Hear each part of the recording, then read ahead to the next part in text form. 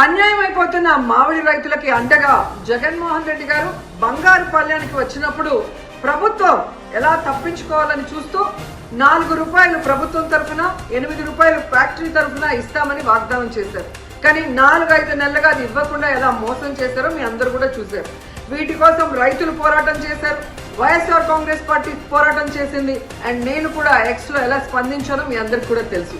ఈ రోజైతే ప్రభుత్వం తన తరఫున ఇవ్వాల్సిన తన వాటాగా ₹4 లెక్కన 40,795 మంది రైతులకి 46,000 మెట్రిక్ టన్నుల తోతాపురి మామిడికాయలకి మరి ఈరోజు 185 కోట్లు వేసింది.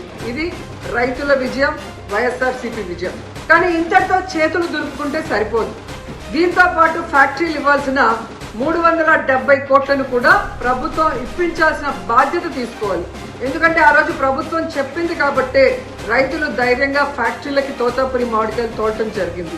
సో ఈ 370 కోట్లు కూడా రైతులకు చేరే వరకు రైతుల పోరాటానికి వైఎస్ఆర్సీపీ అండగా ఉంటుందని హెచ్చరిస్తున్నాం.